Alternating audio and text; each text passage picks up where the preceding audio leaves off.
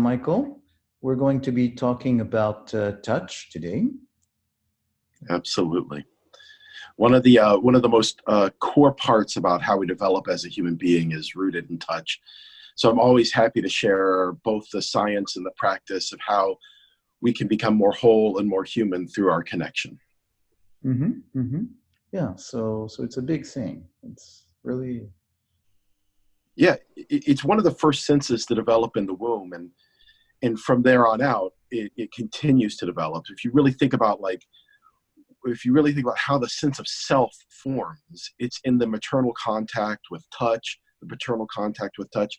And, if you want to get quite practical about it, animals that are not licked and groomed enough in their infancy have fundamental change in their epigenetics that predispose them to all kinds of health conditions and addiction. You can take a person's touch history and have understandings of likelihood of depression or trauma. So understanding how safe we feel in our bodies, how connected we can feel with others, and a sense of support from one another is quite profound. One of the ones as a therapist that I find very interesting is if I'm having to work with two people who are divorcing, one of the things you change when you divorce is rates of touch, because you're not as in contact with each other when the marriage ends. And as that happens, people are much more likely to be depressed. And the data seems to point to the direction that just increasing physical touch and contact after you're the ending marriage, like through massage or getting an animal or contact with friends, can reduce the risk of depression. And it seems like not getting a major mental health condition simply from having more healthy, loving contact seems like a worthwhile investment for most people to know about. So we really are talking about the centrality of touching, and not as something, gee, it's nice to touch or it's important to touch, but it is what starts our sense of self, and where we notice how deprivation of it really affects us. So maybe let's start with a sense of, talk a little bit more about touch as related to the sense of self. Yeah, I mean, you could go at that in a number of ways. One of them would be to look at how relational our sense of self really is. One of my buddies will often say that we don't have a brain that's locked in a head. We have a brain that's created in relationship. And in many ways, that relationship has its foundation in human touch. The connection of skin on skin between a mother and an infant not only tells that infant's body to physically grow and teaches that body how to regulate its thermostat, but it also really gives a sense of where the border between self and other, and maybe what they used to call kind of an old school psychodynamic work, that clinical third that can emerge between two people as the relationship becomes alive. So when a parent touches a child, we're talking about touch as the place where interaction is felt. And yes. If we are social animals, we're related. So touch is really where we have that experience. It's true. And if you look at animals, play in both humans and animals has such a deep amount of power for how we learn, how we grow, and how we feel competency in the world. And a good section of both animal and human play has physical contact woven into it. The rough and tumble play of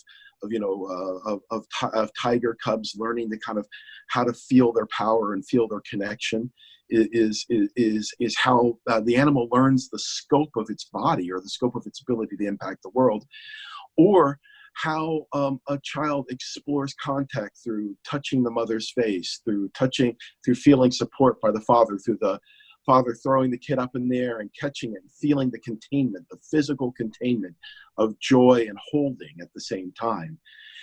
And so when we as therapists look at touch, we oftentimes think about it as this secondary byline, this kind of thing that we put off to the side. But since it's so fundamental to how we grow as human beings, it seems the height of arrogance to not really see how it plays out in the human ecological milieu, or the ecology of relationships and connections that help grow a person. And so, like a very concrete example is schools often have some minor injunctions about touch from teachers, but if you go in and you kind of watch teacher contact with children, they will do it.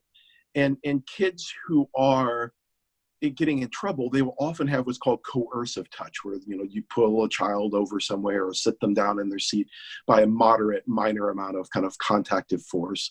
Luckily, we're no longer smacking kids like people were, which is a form of touch. It's a little abusive at times, to say the least. But that coercive touch, and the kids who the teachers felt close to will be touched in a more nurturing, loving way.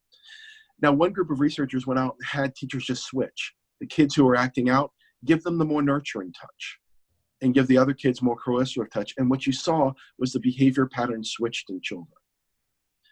The teachers didn't really do anything else dramatically in terms of their classroom management, but the child's sense of self and contact and relationship when you get nurturing touch is one of wholeness, connection, and care. Right, right. So that there's this bidirectional relationship in terms of behavior and being touched. And if, in the case of default mode and there's teachers and students who behave well, it's a self-reinforcing behavior. And so when you change that and you had more touch with students who did not behave well, then there was a corrective effect that was related to touch. Yeah, that's absolutely true. And one of the amazing things about it is that if touch and human contact is ignored and remains as a taboo, not discussed, you have some really bad outcomes. The first of which is that we don't teach kids about consent with touch. So they don't learn about when it's okay to have boundaries with my body. And this can lead to all kinds of bad outcomes. The second one is that we may be doing things that are creating terrible feelings in children and also terrible behavior that we can never even assess if we don't know to put it on our radar to think about. And one of the third big things is this opportunity for wholeness, connection, and healing that's missed when we don't understand both the biology and the psychology of how touch plays out. If I simply put my hand on the back of a kid who's struggling with a math problem, and it's okay and it's a welcome consensual contact, their frontal lobe turns on more. They get a minor spike in dopamine and cortisol goes down. What that relates to fundamentally is being able to finish more math problems quicker. Yeah. Yeah, sorry. Absolutely. No. So we're talking about informed touch, so that in the desire to avoid unwanted touch, we throw the baby with the bathwater and we stop touching altogether, which of course has enormous drawbacks, as you point out. Yeah, I mean, what would it be like to be able to sit down and have a conversation with a child about what is good and safe touch with siblings? How many problems could that avert? To have a concrete and to build in the ability for a child to learn, when is it okay to say no? When is it okay to say yes? And how do you work through that? And to get parents' advice on it rather than it just being pushed to the sidelines and ignored. If you look at some of the ways that our culture has developed through ignoring the touch, so many versions of non-consensual touch end up coming in. Whereas it's my view that if you bring it into the light, you talk about it cleanly and clearly, you give people the power to set their own boundaries and their own limits. And since touch is so fundamental to a sense of self, as you learn to set your own boundaries and limits, what you're really doing is learning the value of connection. How can I come into a relationship? And the value of self-protection. How can I keep myself safe in contact that doesn't feel good, or invite in better contact? Yeah. So as I'm hearing you, you're putting touch within the category of things or phenomena that have a lot of power. And with things that have a lot of power, we have to harness the power. There's a danger inherent in misusing the power. And there's enormous good that comes from harnessing the power. So in that sense, it's not about avoiding touch, but it's about how to touch in a way that works. So how do we do that? How do we show people how to do that? How do we practice that? Yeah, I think one of the first things is, there's a lot of actually good research, and a gentleman named Ofer Zur has done a lot of write-up on how you can bring in touch ethically into your practice, to have things in your informed consent about touch and how it goes, and how do you negotiate consent. And I think one of the things that we oftentimes think about informed consent is that it's a one-off deal, when in fact, a lot of times things need to be negotiated multiple times and in an ongoing connection. I have a story that sticks with me from my training. That's one that kind of comes to mind when I think about the ethics of not touching. One of my supervisors, actually my ethics professor, she at one point was in the VA, and a man was in the hallway, kind of in the VA hospital. A man was in the hallway, kind of screaming out in pain, and she sat down with him to try to talk him through, kind of relaxing and moving through, and used really lovely clinical skills, as I know that this clinician has, and it did nothing. Yeah. It didn't connect to anything. And her supervisor walked by and did one of these. He said, shh. And then he said to the gentleman who's writhing, he said, I'm going to touch your shoulder. Is that okay? And the guy just, yes, nodded his head. And he put his hand lightly on the man's shoulder. The man began to breathe deeply, sob, and then soothe, and then came out the other side, and was much more oriented. And the supervisor left the floor of that milieu treatment environment. And my professor was able to talk with the person and engage with them related to psychological skills. There are times when human contact in the most direct way can say things about safety, about wholeness, that our words can't. And yet you have to negotiate it. So there's great studies that if you ask somebody to hug somebody that they don't like or don't feel safe with, they will have a huge cortisol spike, huge stress spike in their body. But on the other hand, in one of those kind of classic touch studies, a couple was brought into the lab, and one member of the couple was told, you're going to have to go out and give a major speech to a big crowd of people in a few minutes. And the partner of this individual was said, you could either, not in front of them, in a separate way, was told, you can either soothe them through physical contact or through words, but you can't do both. And when you looked at the groups that soothed through physical contact, cortisol dropped immediately and sustained, and related to people having more efficacy later on in the task. People who were given the verbal conversation about soothing didn't end up soothing. They didn't end up having a drop in cortisol, and their bodies didn't actually show a change. So there's this balance between what is safe and what is nurturing touch and what isn't. And one of the driving lines between this is consent. And I think therapists, in the fear of not being willing to figure out how to negotiate consent, not figuring out how to negotiate a connection that is safe and nurturing, have ended up putting touch into a taboo camp, rather than doing the difficult and meaningful work of helping people understand how to touch, how to be in relationship, and really what touch means, which is, how can I be both connected with, protected, and supported when I need to have people back away from me. Yeah. So that's I love the two examples you gave, because they illustrate in a very dramatic way, the scope of where we apply touch. And so you first mentioned the idea of divorcing couples and telling them that they're going to have to hug, and obviously at that moment, the hugging is the touching is felt as something that's invasive, something that goes against the sense of safety, because safety comes in separation and in distance. Yes, that's right. And so at that moment, asking people to touch is asking them to do something that is inherently dangerous. And so instead of calming, it would actually spike the anxiety. Yeah, but the wonderful thing about humans is that our boundaries are in constant negotiation, right? Yeah. There might be a moment in a divorcing couple where a hug is absolutely the most appropriate thing. Yeah. And yet when it is not, when that safety has been crossed, it's really vital. The boundaries are protected. And the only way people know how to negotiate that is by doing the learning of being able to know when it's okay to come towards and when it's okay to be apart. Yeah. And I think therapists are uniquely positioned to be able to help people learn how to navigate listening to their heart when it says no, and listening to their heart when it says yes. Yeah. And so in saying that, you're moving away from the strict focus on touching per se. And you're putting the concept of touching within the larger framework of mindfully negotiating distance, separation, closeness, moment by moment.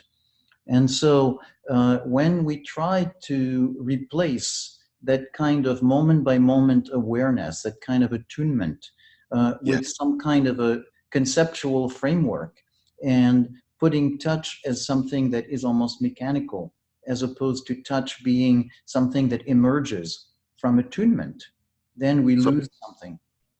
then we lose something. Yes. That's absolutely the case. And I think there's also, I mean, if you look at, I'm sure most people in the field of psychology have seen Bruce Perry's images of the neglected child's brain from the Romanian orphanages. If you haven't, it's easy to Google. If you children in the orphanages will have a 38% reduction in brain size. And one of the nutrients lacking in those children's environment, as Bruce Perry talks about in his beautiful book, The Boy Who Was Raised as a Dog, where he talks about trauma and some of its developmental impacts, is that it ends up being a form of neglect, of emotional neglect, to not have any contact with people. And that emotional neglect turns into body phobia, sense of fear. There's actually quite a growth in a realm of literature called touch deprivation in adults and what it means. And so one of the things I try to explore in both some of my writings and in some of the teaching that I do is how touch plays out in the developmental arc of a human lifespan. When I'm 90 and I'm dying, I hope I make it that far. I hope that someone isn't there sitting next to me in a chair trying to talk to me alone. I hope that someone grabs my hand and holds it and looks in my eye and looks past the verbal connection to that wordless connection of heart that can happen only when a person's physical contact with me tells me I am safe in the world because there is love and I can feel it through the contact. A guy named Dr. Keltner, who's one of the preeminent researchers on touch and emotions, find that people can decode emotional touch in the same way you can read facial expressions. People can read hostility, safety, connection, heart, all these things through physical contact. And maybe one of the scariest things for therapists is that the difference between a touch that's safe and a touch that isn't is an inner intentionality of how that contact is made. And that inner intentionality requires us to be able to be physically in touch with somebody in a way that is nurturative and loving, without our own agenda forcing its way into the contact. And that really is quite subtle but profound work, which is why learning how to be able to use touch in clinical work requires supervision and dialogue, and fundamentally, as challenging as it is, growth as a human being. Yeah. So I want to highlight this. You're talking about that touching, because it is actually the tip of the iceberg. It really requires a lot of conscious attention to what we're doing, a lot of self-awareness, and the touching itself is something that either we're in touch with who we are or not, so that it's reflected. How much we are in touch with ourselves is reflected in how we touch other people and how they experience this touch. Yeah, absolutely. And in the interiority of the emotional state, because of how co-regulation works, where your anterior cingulate gyrus is modeling right now my emotional state and mine back and forth, so we're co-regulating together. And the way that touch does that is by communicating emotion through contact. And so if somebody puts a hand on a shoulder with a feeling of stability and containment in their form, there's an emotional communication that happens in that contact. Yeah. Because we can decode touch, emotions in touch, and we model each other's emotions, there's a way where we can communicate through our contact different states. So, for instance, I remember sitting in a grief group with a patient, and one patient begins to sob extensively, falling into themselves, and you could see that they were not regulate it anymore. And at this point, I'm not working in a place where physical touch was okay. So I was not going to do it. But a group member asked the person if they could reach out and put their hand on this person's shoulder, and the person, through their sobs, just nodded. And as that hand went there, you could see the other group member providing the touch went into a state of love, and their face dropped inward, and this attention and heart, the kind of attention that a parent would give to a child who's wounded. And as that emotional state was communicated through the physical touch, there was a containment that happened in that overwhelming emotional experience that allowed for the sobs of grief that felt so ragged and raw and overwhelming to begin to integrate and become more whole and more smooth and more simple. And then after that, when the emotion subsides, an emergence from that heartbreaking through the physical contact into an eye-to-eye contact that was an exchange of an emotion of feeling loved and seen in a place that felt unlovable and unseeable. Wow. And something very powerful about that possibility. Yeah. So I really love your moment by moment description of what happens there. And it's very striking that when we talk about the transformative power of touch, we usually think of it in terms of how it transforms the person who is touched. And you are highlighting how what actually happens is there is also a transformation of the person who is touching. And maybe it's that transformation that makes it something that is an active phenomenon, a human contact emerging of two subjectivities, two consciousnesses, as opposed to something that is mechanical. Yeah, it's absolutely the case, and I think there's another kind of series of studies that was quite mechanical in its operations, but shows you how communicative it is. One member of a couple was asked to just increase these kind of brief contacts that you can have in a partnership, hand on shoulder, little brief touching of hair, these kinds of things, small little contacts that you have when you pass somebody. And then they rated both members of the couple at how satisfied they were, kind of before and after. And after just this minor increase in these brief light touches, people felt more connected. It transformed both people. The person who was increasing the touch and the person who was touched felt more connected and more satisfied with each other. Yeah. But so, it's a nice example, because even if you ask somebody to mechanically touch another person, the point is, in order to touch somebody, you have to get a sense of attunement, That's right. even unconsciously, because That's you don't approach your hand just the same way you would if you don't, you kind of slow down a little bit as you go there. So right. the sensing into the attunement that's required for touching makes you feel differently. It's so true. And it's really powerful, actually. And in that slowing down, it may simply be that when I slow down to connect with my partner like that, what happens inside of me is I regulate my emotions and attune to her experience more. And when I do that, we feel more connected. It may be as simple as that. But I think it may be even deeper. Martin Buber, who is an existential theologian, he talks about these kind of three qualities of relationship that I find very interesting. And we have them with touch. One of them is an it. It's the object touch. I take a pen and I move it. Of course, if I were an artist, my relationship with the pen would be quite deeper.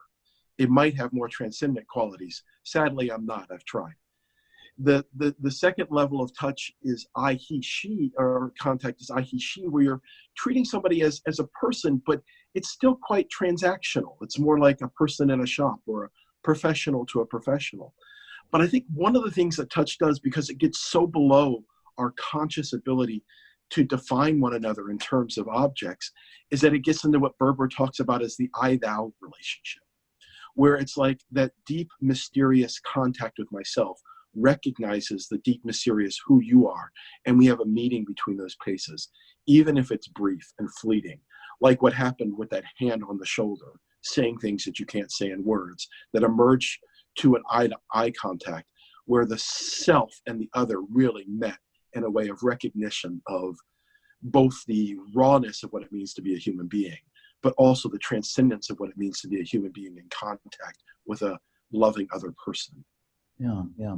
So I'm intrigued about the idea of putting the two things together. So you're talking just right now about the I-thou relationship. And when we read about this, usually we kind of are in a state of awe and saying, wow, it's such an amazing state. You know, it's kind of a high level, almost mystical state. And I wish I could have it at some day. And then the other thing you mentioned is come more down to earth, is really almost mechanical. You ask a couple to say, look, try to touch each other a little bit, and don't worry too much about how you do it, but simply do it. And then, in a way to say, okay, so what happens when you do it is by the phenomenology of touching, you will be brought, whether you want to or not, into paying attention to what you do in a sense that will create a connection that is very much on the continuum of the I-thou experience that feels so remote. And if you start to put it into that category, that could be a good building block to build more and to grow more of that. Yeah, absolutely. And I think it's, it's like one of the reasons why when we pet an animal that we love, it creates such a deep contact with that animal. The relationship deepens so much there because the physical mechanics of touch point us to the transcendent connection.